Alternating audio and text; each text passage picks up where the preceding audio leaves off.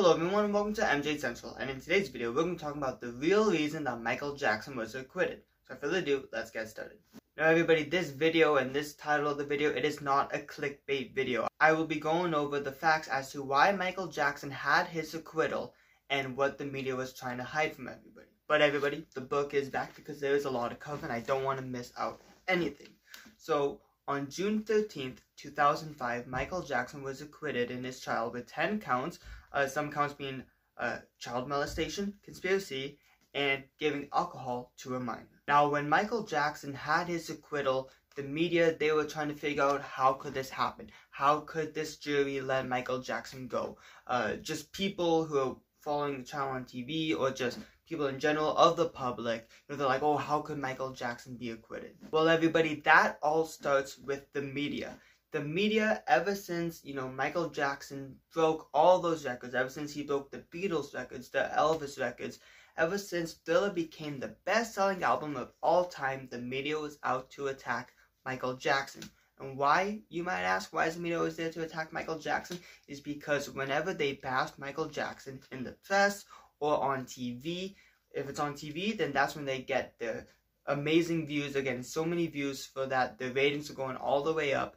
And when they attack Michael Jackson on the press, more people are buying those magazines. So it all starts with how the media portrayed Michael Jackson and how they portrayed this trial. When a jury member was asked, why did they acquit Michael Jackson, they said that the trial you saw on TV was not the same trial that was in the courtroom. The media and TV news, they love sound bites. So what they would do is that they would take an 8-hour day, all the testimony, cross-examinations, and they would turn that into a 2-minute soundbite.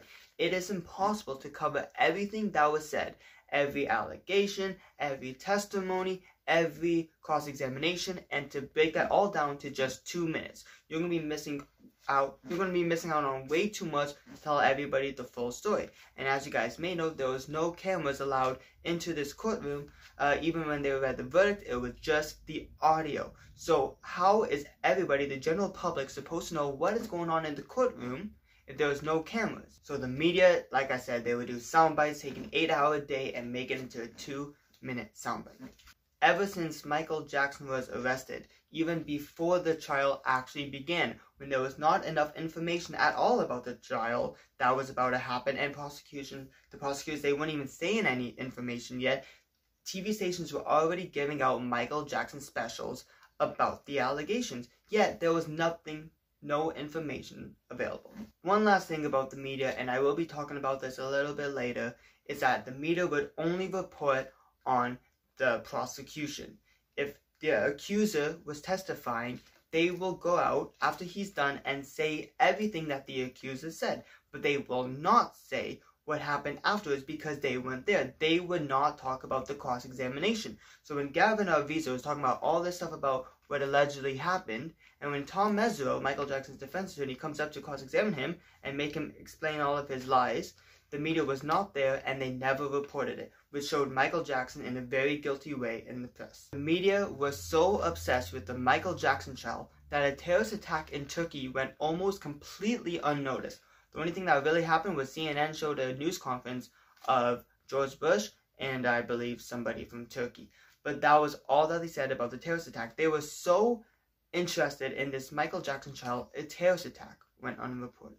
Ever since Michael Jackson was arrested, there was a lot of shady business from the prosecution. As you may know, Neverland Ranch was raided in 2005, with more than 100 police officers raiding Neverland Ranch. They took things that they never had search warrants for, that includes stuff in Michael Jackson's personal office, and they also illegally raided a PI's office who was looking for Michael Jackson during the time.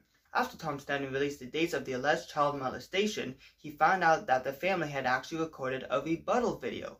Now with this information, he changed the dates of molestation by 2 weeks and added a conspiracy charge that the families were forced to do this, which it was all scripted by a German man who barely spoke English. Tom Sneddon was also caught with planting fingerprints on an adult magazine. During the grand jury proceedings, Tom Sneddon made Gavin Arvizo touch, without gloves, an adult magazine, saying that that was the same magazine that Michael Jackson showed him. After Gavin had already had his hands on it, they sealed it up and sent it away for fingerprints, when it came back that it was a match with Gavin Arvizo. Now that was a big shock in the courtroom at the time, but soon after, Tom Mesereau was able to prove that that adult magazine was only published 5 months after the family left Neverland Ranch. Even though the Santa Barbara Police Department, illegally raided a PI's office, took things from Michael Jackson that they weren't supposed to, went into places they weren't supposed to, the media completely overlooked all of this, and instead they put out even more lies and rumors about Michael Jackson. Michael Jackson was under a gag order at this time and was not able to comment about anything. That means the media could say whatever they want, and Michael Jackson could do nothing to rebut it. Very early into the trial, everybody could see that it was completely full of holes. Star Arvizo, which is Gavin's brother, said that he saw 2 different times that Michael Jackson was molesting his brother. But every time Star would testify about these stories, they changed every time, saying that it was more or less, or every time he told a story, there were more inconsistencies. When Gavin Arvizo was testifying, he said that Michael Jackson told him that boys need to masturbate, and if they don't, they will turn into rapists. But under cross-examination by Tom Mesereau, Gavin Arvizo admitted that Michael Jackson never said that at all. It was actually Gavin's grandma who told him that. Even though that the day that Gavin Arvizo testified, Tom Mesereau completely destroyed him in cross-examination, nobody was putting that because unfortunately that was known as Pajama Day. Earlier that morning, Michael Jackson slipped and fell in the bathtub and had to be rushed to the hospital. He was extremely late for court that day, and the judge said he has an hour to be here or his bail will be revoked and he will be arrested.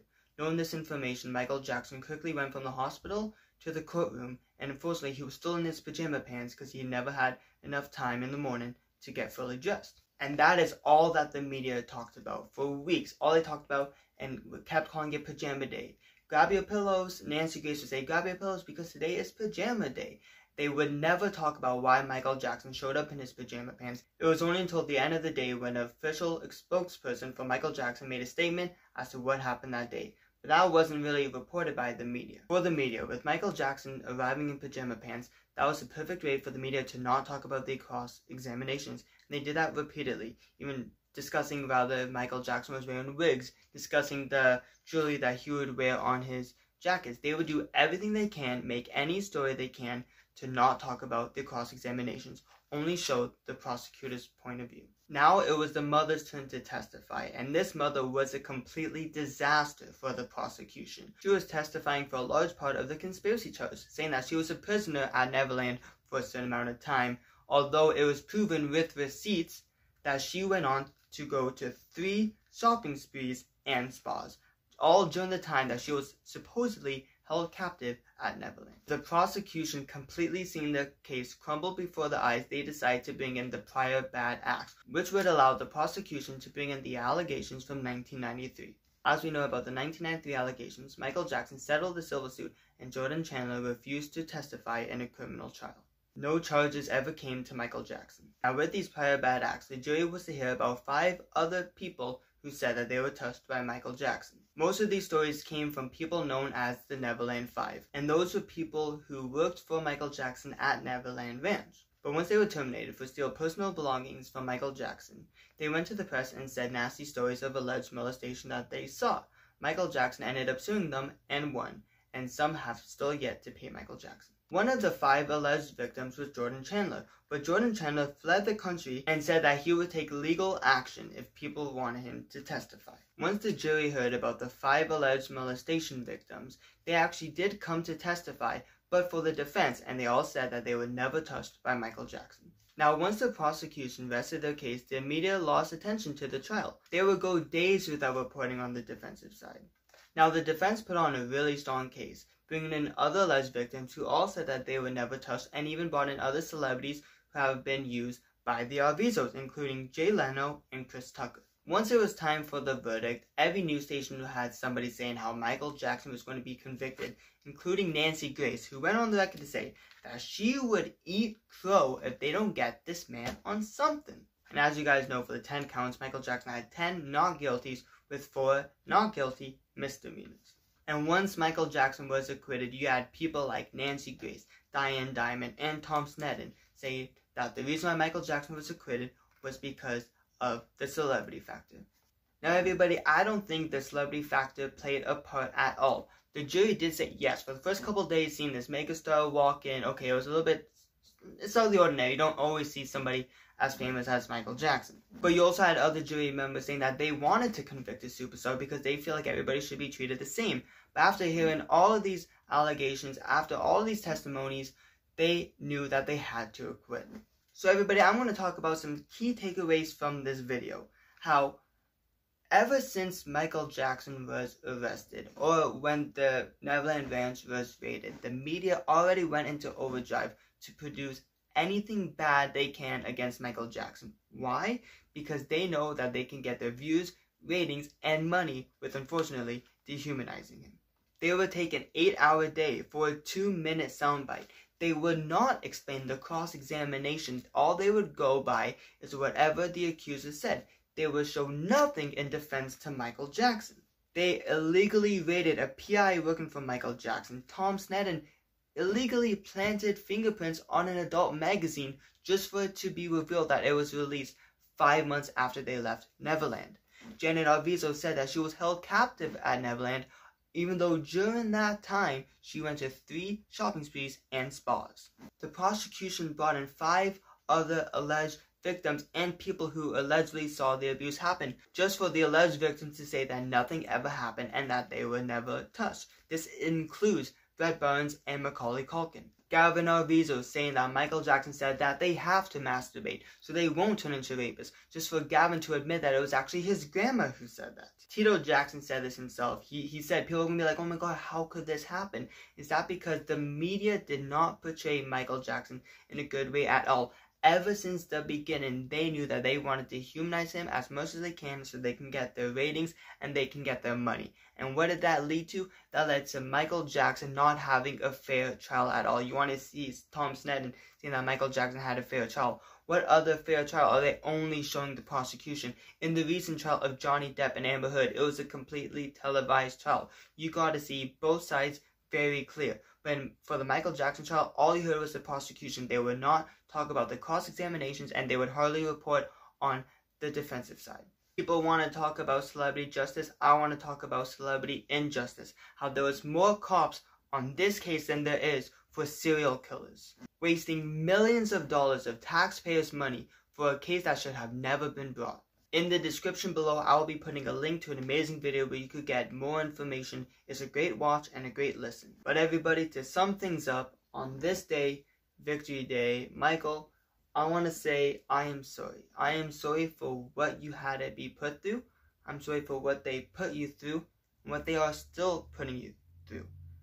You know, people always want to talk about Michael Jackson and say all these rumors, but they don't understand the man. You have Martin Bashir, who came into Michael's life. Michael opened up his heart. Michael opened up his Neverland Ranch. He said everything to say, just for Martin Bashir to completely turn around and make a sick documentary. But luckily, Michael Jackson had his own film crew working and also filmed everything and made a rebuttal video. Unfortunately, Michael Jackson was a man that everybody took advantage for during his lifetime and during his afterlife. And to this day, the media will not show and won't ever show what really happened in that courtroom. They won't talk about the defense side. They won't talk about all these cross-examinations that completely destroyed the prosecution's witnesses. So my goal with this video was to show you how the media manipulated everything they could about Michael Jackson, focusing on his pajama pants, on his hair, on his stuff on his jacket, than rather saying his side of the story, which is something that still happens to this day. Michael, I'm sorry for everything you had to go through. My heart truly breaks for you. We know and we believe in your innocence. Like you say, you know, life runs sprints, but the truth runs marathons. Facts don't lie, people do. I hope I was able to prove to you guys, or maybe to shed some light on some information that you may not have known about that 2005 trial, which is one of the most shameful journalisms we have ever seen. As Tom Mesereau would say, the most vicious attack on an innocent person in history. Alright everybody, that is it for this video. On this day, June 13th, Victory Day, it is a day where we can celebrate Michael Jackson's innocence and how the justice system really works. I hope people can take some of the information I gave you and hopefully it will make you want to investigate even more into these allegations. You could investigate into everything the 1993 allegations, the 2005 trial, and everything about leaving Neverland. It's my goal, and I hope everybody will one day realize about Michael Jackson's innocence, because it's a shame what they are still doing to him to this day. Thank you for watching this video, and I'll see you all later. Peace.